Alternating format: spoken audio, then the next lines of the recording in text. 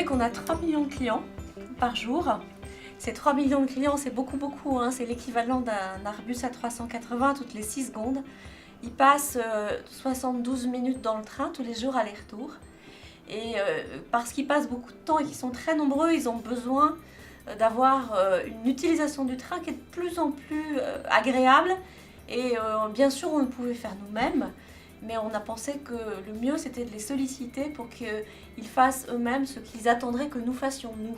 Et c'est comme ça qu'on a pensé à l'open data. Donc c'est bien sûr les data, mais surtout l'ouverture vers nos clients. La première chose qu'on fait quand on veut donner accès aux données, c'est qu'on les prépare, on les organise bien, mais elles vont concerner un petit nombre d'acteurs, c'est-à-dire des spécialistes. Ce qui est important, c'est que progressivement, elles puissent concerner le maximum possible de clients.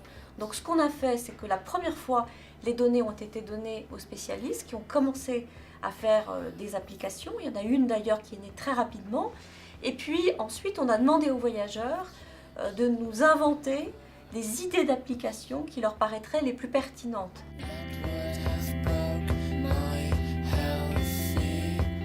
Il y a une application qui s'appelle Transifool, une idée d'application qui s'appelle Transifool, qui consiste à dire dans quels sont les trains les plus remplis, parce que ça aide de savoir les trains les plus remplis pour plutôt aller dans les moins remplis parce que c'est plus confortable.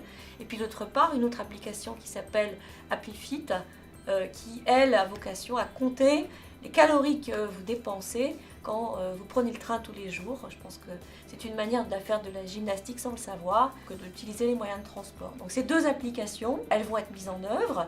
Elles vont être mises en œuvre dans des Hack Day, c'est-à-dire qu'on va pouvoir mettre des jeux de données à disposition de tous ceux qui sont prêts maintenant à coder pour que ces idées d'application deviennent réelles.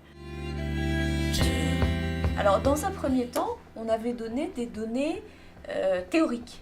Alors, bien sûr, les données qui concernent les gares, les données qui concernent les horaires de train, mais il y a une donnée qui est très utile et qui est très sollicitée, c'est la donnée chaude, c'est-à-dire la donnée temps réel du train.